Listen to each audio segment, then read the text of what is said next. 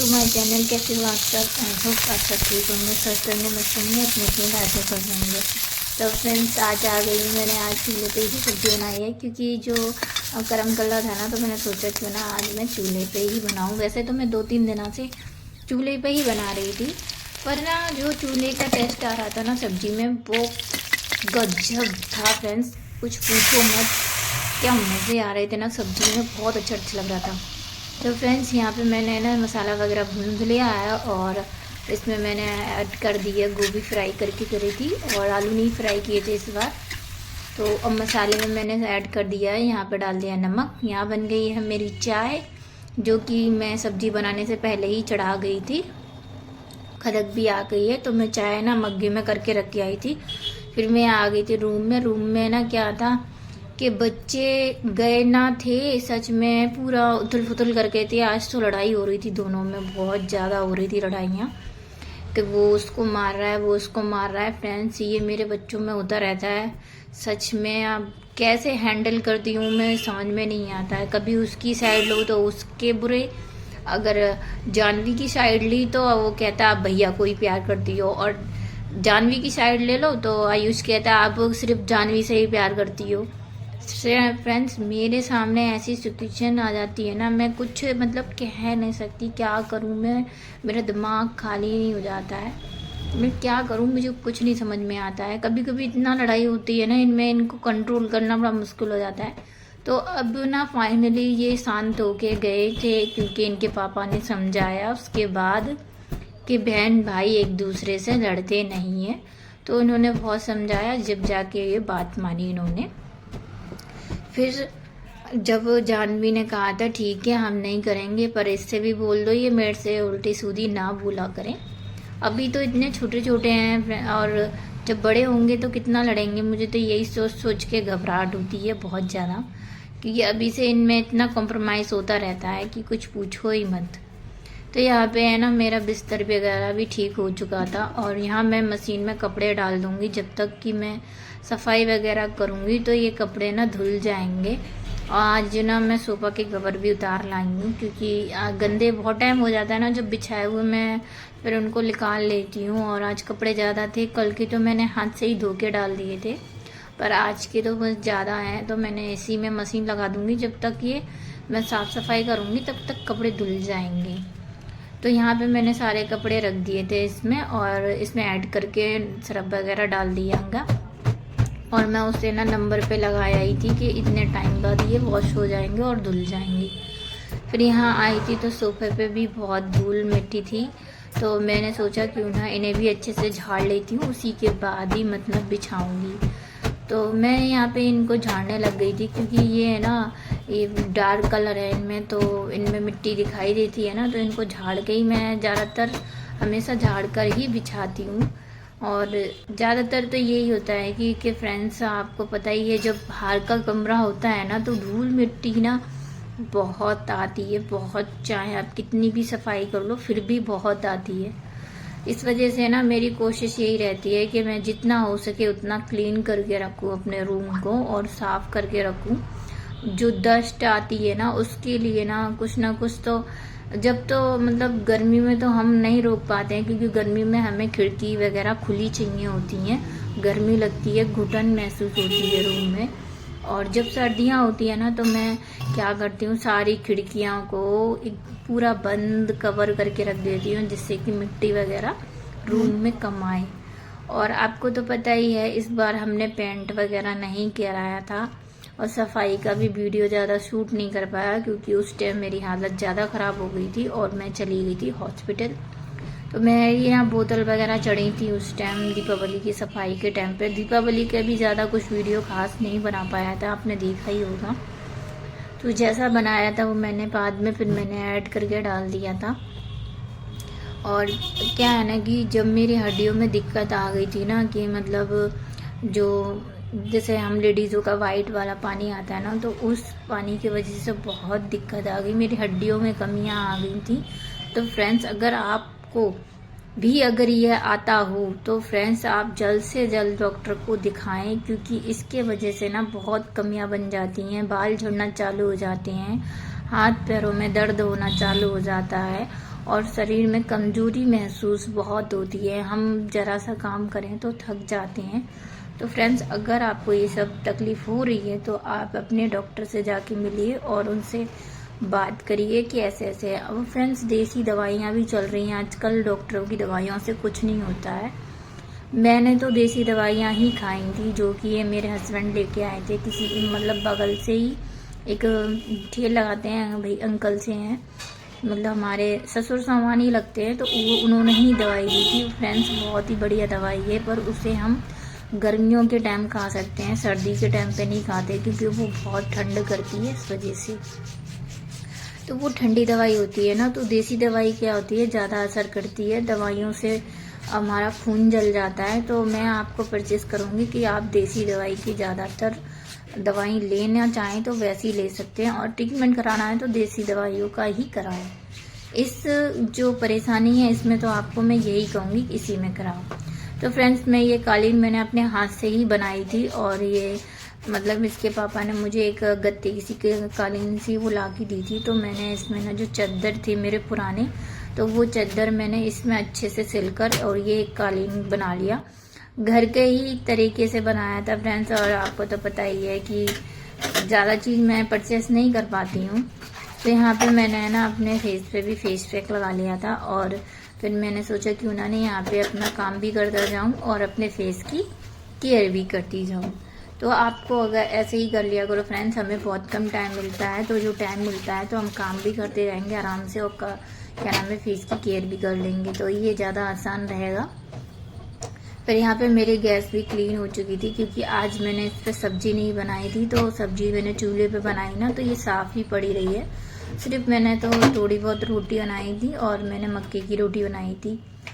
और रसोई को क्लीन करते हुए फिर मैं आई थी यहाँ पे चूल्हे पे। चूल्हे को भी आज मुझे पोता फेरना था फ्रेंड्स, इसको भी गंदा नहीं रख सकते हैं, पोता फेरना ज़रूरी होता है चूल्हे पे। तो मैं ये जो सारी राख है ना चूल्हे के अंदर कर दूंगी, बाकी की राख तो मैंने भर के ना तसले में रख दी है, और जो भी है ना राख है थोड़ी बहुत बची है उसको मैं अंदर कर दूंगी। तो क्या है ना कि जब हम आँच जलाएंगे ना, पूरा चूल्हा नहीं खाली किया जाता है राख से। जब हम बिल्कुल ही साफ कर रहे हों तो हम पोता फेर के कर सकते हैं। यहाँ पे मुझे ना थोड़ा सा टूट गया था, तो मैंने सोचा गीली मिट्टी रखी है, उसको मतलब मिट्टी भी लगा दूंगी और पोता भी फेर दूंगी, तो चूल्हे का ना ट्रीटमेंट हो जाएगा क्योंकि चूल्हे को भी काला काला नज़र आता है ना, तो अच्छा नहीं लगता। मैंने सोचा यहाँ पे वैसे भी बहुत सारी चीज़ें रखी हुई हैं, पर मैं मना नहीं कर सकती किसी से, क्योंकि ये मेरा खुद का घर तो है नहीं, मेरे सास वगैरह सब रहते हैं यहाँ पे, तो उनका भी सामान है, तो मैं उनको हटा के फेंक भी नहीं सकती हूँ फ्रेंड्स, लड़ाई होने लग जाएगी। इसके वजह से मैं कुछ नहीं करती हूँ, जितना मुझे यूज़ करने को मिलता है मैं उतना तो साफ़ करती हूँ। तो यहाँ पे ना इसके पापा फूकनी भी लेके आए थे, तो क्योंकि ना कभी कभी जब आग बुझ जाती है ना तो वो लेके आए थे, क्योंकि उसके फूकने से ना तो कभी कभी आँच जल जाती है, तो उन वो लेके आए थे। एक ज़्यादा बड़ी थी, एक छोटी थी, तो मैंने छोटी वाली रख ली और बड़ी वाली को साइड में रख दिया। तो यहाँ पे जो ये भगोना देख रहे हो आप फ्रेंड्स, यहाँ पे कभी कभार मैं चूल्हे के ऊपर ही रख देती हूँ। इसमें जो मतलब आँच रह जाती है ना, उससे क्या होता है ना, पानी गर्म हो जाता है धीरे धीरे से। तो बच्चे आते हैं ना कभी कभी स्कूल से, तो नहा लेते हैं जब उनका मन होता है। यहाँ पे मेरी मिट्टी भी लग चुकी थी, और मैं यहाँ पे अच्छे से धो दूँगी, क्योंकि मिट्टी जो मतलब गिर जाते हैं ना पोता वगैरह से, तो उसे साफ़ भी कर दूँगी, क्योंकि साफ़ करने से है ना मिट्टी वगैरह दिखाई भी नहीं देती। और यहाँ पे ना राख वगैरह फैल गई थी मुझसे भरने में, जब मैंने तसले में भरी थी ना तो वो राख फैल गई थी, इसी वजह से मैंने फिर झाड़ दूँगी झाड़ू से, तो जो भी राख वगैरह है ना सारी झड़ जाएगी। और फ्रेंड्स ना जब साफ़ हो जाता है यहाँ पे तो अच्छा भी लगता है चूल्हे के पास बैठ के काम करने में, वरना तो यहाँ पे काई लग रही है ना, तो उसकी वजह से अब तो पहले जैसी काई नहीं है, अब ये ऐसा ही है फर्श। मैं बहुत मतलब कभी कभी बहुत साफ़ करके जूने से रगड़ती हूँ, जब जाके ये साफ़ दिखाई देता है, वरना तो कभी कभी ऐसा हो जाता है कि मतलब जब बरसातें होती हैं ना तो बहुत ही गंदा हो जाता है यहाँ पे, मतलब साफ़ करना भी मुश्किल होता है।